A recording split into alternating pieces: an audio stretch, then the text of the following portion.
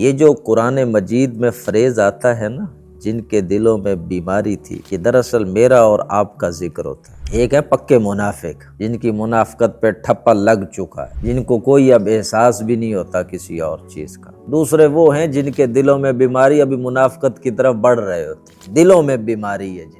اور دلوں کی بیماری کون سی ہے؟ دنیا کی محبت۔ یہ بیماری ہے جو دل کو لگی ہوئی۔ جب تک انسان اپنی خطا، اپنی غلطی، اپنا قصور مانتا رہے کہ نہیں میں نے غلط کیا، اللہ نے بڑا احسان کیا، یہ بھی اللہ کی مہربانی ہے کہ وہ لیے پھر رہا ہے، وہ کچھ مجھ پر مہربان ہے، اور خود کو یہ بتائیں کہ یار انسان بن، یہ نہ کر، ایسا نہیں، اچھا نہیں ہے، بہت عارضی ہے، یہ سب بہت عارضی ہے، تو خود کو منوانے کی کوشش کریں، بتائیں خود کو کہ تو قصوروار ہے، مجرم تو ہے اصل۔ کچھ امکان ہے کہ اللہ بچا لے گا، مگر نہ اس وقت جو ہماری اکثر کی صورتحال ہے تشویشناک ہے۔ ہمارے دل ڈوبے ہوئے ہیں، غرق ہیں اس دنیا کی محبت، اور بیماری کس بلا کا نام ہے۔ اللہ قرآن میں کہتے ہیں کہ یہ قرآن سینوں کی بیماری کے لیے شفا ہے۔ تو وہ کون سی سینے کی بیماری؟ یہ دنیا کی محبت۔ جب قرآن ادھر سینے میں اتر جاتا ہے تو دنیا کی جو ناجائز محبت ہے وہ نکل جائے، جائز محبت تو رہے گی۔ مطلب یہ فطرت میں ہے چیزیں،